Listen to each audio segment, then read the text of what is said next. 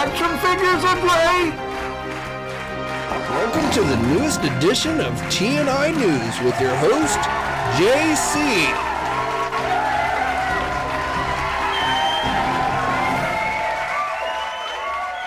You action figure enthusiasts out there, JC here, and I'm throwing up this quick video. I wanted to give you some details and a nice look at the new Haslab Ghostbuster Plasma Series 1/12 scale Ecto-1.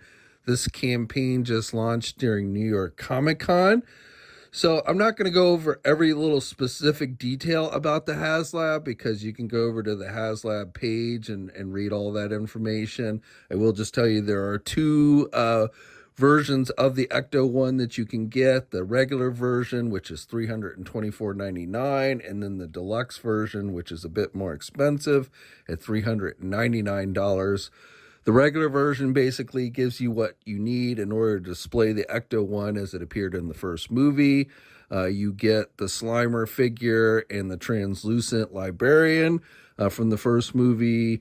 And then the deluxe version, which is what I would probably recommend if you're going to get this. I mean, if you're going to spend the money, I would spend a little extra money and get all the extra things that you get with the deluxe version, which includes essentially what you would need to display the Ecto-1 and how it appeared in the second Ghostbusters movie. So if you get the deluxe version, you can display the vehicle either way. You get the extra Ghostbuster figures wearing their Ghostbuster 2 outfits and the tanks that they used in that movie, along with the regular proton packs. Again, a little more expensive, but if you're, like I say, if you're going to spend the money, I'd probably say spend a little bit more and get all the extra stuff. Everything that's included with the regular version is included with the deluxe. And then, like I said, you get the parts and stuff that you can swap out. Now, one of the things I wanted to highlight here, Hasbro had invited us during New York Comic Con to this special event, media event, where I actually got an in-hand look at the Ecto-1, which is what you're seeing here. I will say I feel like it's a bit of a missed opportunity for Hasbro that they didn't find some way to actually get this vehicle on display at New York Comic Con so that everybody attending the convention would be able to see it. But as I said, they did invite members of the media to their offices there in New York City this weekend, and they gave us an in-hand look at this vehicle. And even though I don't personally really collect Ghostbusters, I've never been a Ghostbuster toy collector, action figure collector, I was really impressed with this vehicle. And what I really wanted to highlight here for you guys is kind of what stood out to me as being impressive. So I thought they did a pretty good job with the detail. Now, again, I'm not a Ghostbuster expert, so I'm not going to sit here and say it's a perfect exact replica of how the vehicle appeared in either movie. But, for me, it came off looking really good. I really like the way the lights look. The sign with the Ghostbuster 2 version, all of that looks really good.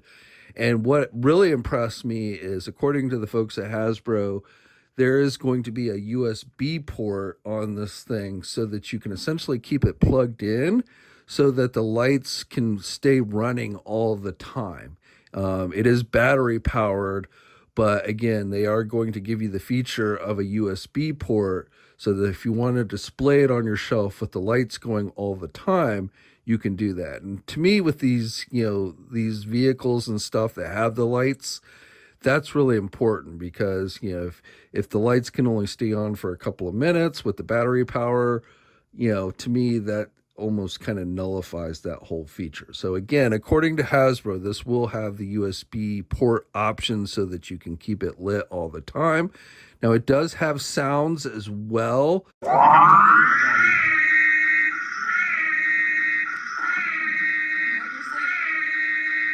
Including the siren, which, I think is cool. Now, that obviously wouldn't be running all the time, but it does have sounds as well. One other thing I want to point out here is, again, especially if you get the deluxe version, the vehicle has the option where you can go back and forth between the looks of the two movies. That includes the decals. And according to Hasbro, the decals are reusable. So if you want to at some point have it looking like the first movie and the decals are a bit different, there are additional decals and stuff. There's the Ghostbuster 2 sign as opposed to the regular, Ghostbuster symbol. So you can basically switch out these decals back and forth without, it's not actual stickers. I can't sit here and tell you exactly how well that will work. But as I said, they did specifically point out that the decals are reusable so that you can go back and forth between the looks of the two vehicles. It's not like you have to pick one or the other and then go with that forever. Again, at least according to Hasbro. So that, and it's, all of that to me, like I said, the USB thing to me is really important because if you're going to have all these lights and everything, which again, to me look really good, it's important that you can keep it lit up on your shelf all the time. So, again, for you Ghostbuster fans, this is something, honestly, I am actually contemplating maybe getting one for myself to display it because I just thought it looked really, really good, especially again when it's all lit up and such. Now, this campaign, as I'm filming this, has about 43 days to go. The minimum funding for this is 12,000 backers. Right now, it's at 4,726, so it's still got a ways to go. This Haslab is not breaking any records. This isn't going to be a Haslab where it's completely funded in like the first 24 to 48 hours. It is looking more and more to me like this is going to take every bit of the 43 days to get fully funded, which is unfortunate in some ways because one of the things Hasbro is doing, there are no stretch goals on this campaign, but there is an early bird figure. So the Lewis figure is only going to be included if this thing gets fully funded in the first 2 weeks. So again, while the campaign itself has a ways to go, you have until, you have 43 days to go to actually back it. But if you want that Lewis figure, it's going to have to be fully funded in 2 weeks. Now, to be clear on that, if it does reach the minimum funding goal of 12,000 backers in that 2 weeks, and then somebody backs it after the 2 weeks, you will still get the Lewis figure. It's not like only the people who back it in the first 2 weeks will get Lewis. But if it doesn't get fully funded in the 2 weeks, then again, according to Hasbro, the Lewis figure will not be included. So I hope, if you're going to back this, I would recommend that you go on and do it so that the Lewis figure does in fact get included with the set. And, they don't charge you the money until the campaign actually ends. So there isn't, if you're going to get this, there isn't a huge advantage to waiting. But again, if this doesn't reach the 12,000 in that 2 week time frame, then the Lewis figure is not going to be included. Whether they end up releasing the Lewis figure separately down the road, I don't know. But if you want to guarantee getting that figure, the Rick Moranis figure, then again, it's important that you back it in the first 2 weeks.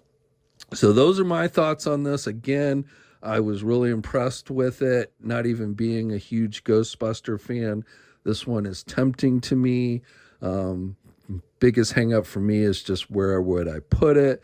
But like I say, I really like the fact that you get the USB port so that you can keep it lit all the time. So feel free to share your own thoughts about this. I will put a link directly to the Haslab campaign on the Hasbro Pulse website down in the video description below. And until next time, guys, I'll catch you later.